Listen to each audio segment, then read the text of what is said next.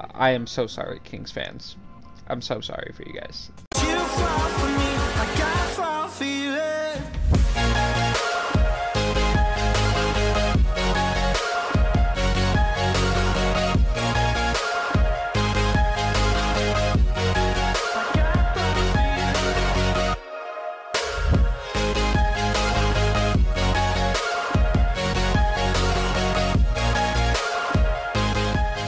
Welcome back to another episode of NBA Now. It's your boy Dom, and we're gonna get right into things here today. So today, we are gonna be talking about the Sacramento Kings. Sacramento Kings. Oh my. And more specifically, we're gonna be talking about Luke Walton, De'Aaron Fox, kind of the whole team, but more specifically those two guys. God, the Sacramento Kings suck. That's really how I need to start this off. The Sacramento Kings are terrible, and a lot of that has to do with their coach, a guy that when I saw him get hired, I didn't understand the hire, and many other people were with me on that as well, especially moving off of their previous head coach, who had kind of started to let them start to win and everything, and then they saw the former Lakers head coach is now available and decided to kind of jump on that, and clearly it's shown to be a very terrible decision for the organization, but they've done their fair share of doing that. I am so sorry, Kings fans. I'm so sorry for you guys. Kings fans are insanely loyal to this team, and the fact that y'all still root for this team is amazing, so shout out to you guys. But they went out and after showing signs of potentially making a playoffs and everything with the core that they had, they went out and they hired Luke Walton a few years ago.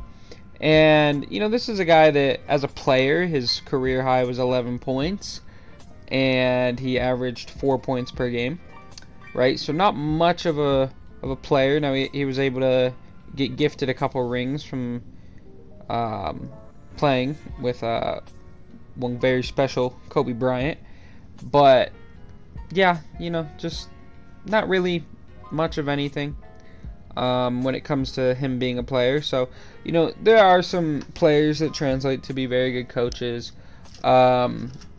Jason Kidd is not one of those guys, but so far Steve Nash has been one of those guys. Steve Kerr has been one of those guys, and Steve Kerr wasn't like a super big time guy as a player. Obviously, he had some big time shots, but he wasn't the Michael Jordan of the Bulls. He was the Steve Kerr of the Bulls, and he's turned out to be a pretty damn good coach himself. So it's not that you need to be a star player or that players can't be good coaches, because they definitely can be, and they definitely have been, and they aren't all stars. But Luke Walton is a pitiful head coach and doesn't know what he's doing. When he came to the Sacramento Kings, he put in a system where, they went from the fastest pace in the league to, like bottom 5 or something like that. And they went from a ton of transition offense and a ton of, quick ball movement, quick scoring, that type of thing, to slowing it down and playing the half-court game. And he didn't coach to what his team strengths were. He didn't coach to his personnel. He just coached what he believed in, and it did about as good as his NBA career. It got him a whole 11 points per game and sent him straight to the lottery, where now they've drafted well in the lottery the last couple of years. They acquired Tyrese Halliburton, who fell and looks to be a future very good player for this team. They also drafted Davion Mitchell. Now they are very guard heavy on this roster, already having De'Aaron Fox and Buddy Hield prior to that, guys that they'd paid a lot of money, and we'll get into that a little bit more. But I guess if we want to talk about Buddy Hield, when Luke Walton comes to the team, they just don't really mesh. Buddy Hield doesn't really want to be there anymore, isn't liking the shot, that he's not getting the shots. He was getting benched for Bogdanovich and everything like that. And, they paid him like $80 or $90 million for like 4 or 5 years. And then, within 3 months he was on the bench, and he didn't appreciate that. And he was very vocal with that, it felt like at the time, and so Buddy Hield rumors were flying all over the place. Do I think he's over that? Definitely not, especially as they've continued to just draft guards. Although good picks and sleeper picks, they're drafting best player available, which you can't hate a team for. Now, how much you can praise them when it's the exact same position as your best player and that you literally drafted the year before, that's up and to be debated. But they are drafting best player available in their mind at their picks, which isn't a bad use of your picks. But Buddy Hield, I think we all still throw him in rumors because we all know that this is a guy that didn't want to play for Luke Walton, and if he wasn't locked into playing for them with his contract, probably wouldn't still be a Sacramento King. So, that's a player that is one of your more productive players, and to kind of have that as almost a guy that needs to be a leader on this team is, he's in his prime at this point. He's one of the better three-point shooters in the NBA. To have his animosity towards the coach and, maybe the rest of the coaching staff or whatever it may be, on your team, that lingers throughout the locker room and stuff like that. But you also have the Marvin Bagley situation, a guy that for, the last 6 to 8 months has pretty much just been shitting on the organization, shitting on your best player in De'Aaron Fox, and just outright showing that he hates playing for the Kings. And the Kings decided that they would agree with him, and they hate having him play for them. So, definitely a whiff of a draft pick. I think we've all been over that. Now, I think he still could do something if he gets traded. But he's played 3 total games for the Kings, like maybe 5 minutes. He's done virtually nothing this season. Shocking he's played that much, considering they did come out and say that he will not play for them and that they're going to try and trade him. So we'll have to see how that goes. I think if he can find his way to OKC or something like that, and if he's willing to play center, something could probably happen for Marvin Bagley still, and he's still got that potential that he showcased in college. It's just he's really got to unlock that, and I think at this point he's kind of got to embrace being a 5-man. If he can't, we could see him definitely fizzling out of the league here pretty soon. Besides that, like I said, you've got the start, all the guards and everything like that. Harrison Barnes has been, a consistent player throughout this time period, and is one of your better players. Now, obviously, he gets thrown in a lot of trade rumors due to his contract and everything like that. But he's been a solid player for you, and there's not much you can complain about there. Rashawn Holmes got paid this offseason. And then you have some veteran guys like Mo Harkless and Tristan Thompson that are supposed to be helping this team win a bit more. But that's just not really happening. And a lot of that is just due to Luke Walton, you know what I mean? And De'Aaron Fox is having a down year and isn't, being the De'Aaron Fox of the last couple years. But to put all this pressure on him to just carry your entire organization to the playoffs, I don't think is fair. Especially when last year, this was a guy that put up over 25 points per game and you were terrible. So, I could see that part of it could be a motivation thing for De'Aaron Fox. He's a very good young point guard in the league who was on the rise and everything like that, but when you constantly lose as a young player in this league, I'm sure that it eats away at you a little bit because you're seeing what you could be doing that other players are doing and making the playoffs and going on all these runs, and you're sitting on the couch and watching it. You know what I mean?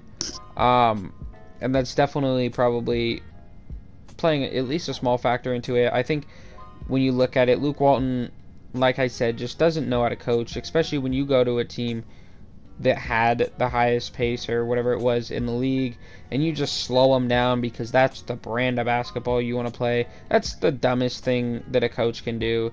The brand of basketball I want to play. Unless it's like Tom Thibodeau, where it's like, the brand of basketball I want to play is everybody plays on defense.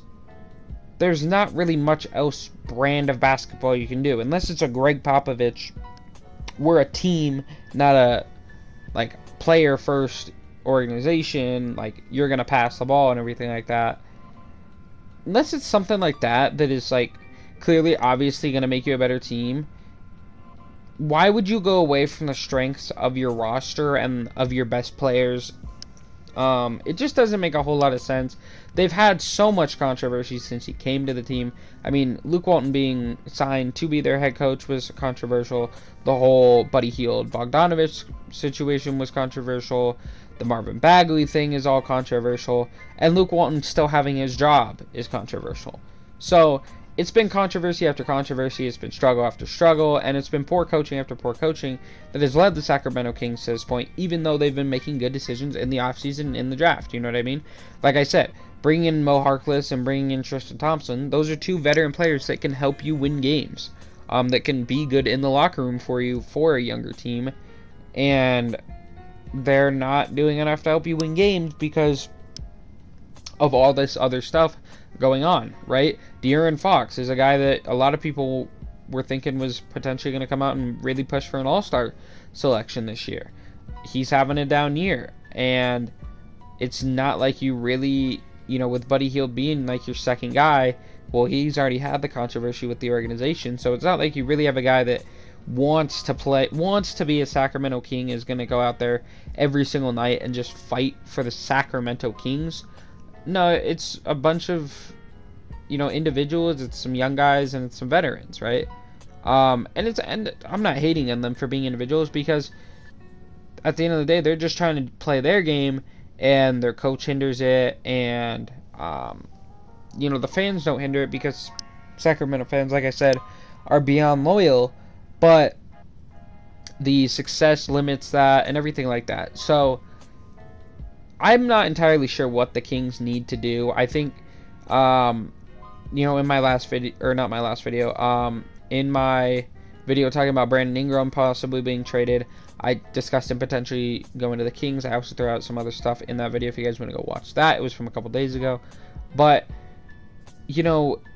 what do you make a move where you trade like a De'Aaron Fox? Do you trade a super big piece of your organization away to get that other piece that you think might fit a little bit better, or would just switch it up and they'd want to be a Sacramento King?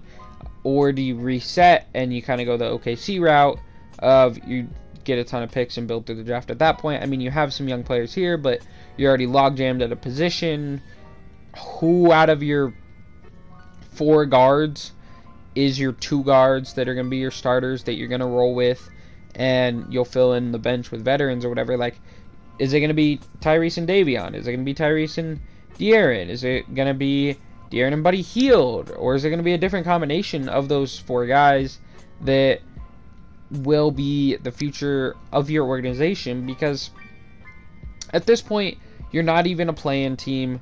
15 games into the season, you are behind a Oklahoma City team that literally tries to lose on a nightly basis. I mean, they pull, Oklahoma City should not be ahead of you in the standings. It's a big reason that the Timberwolves are also a disappointment.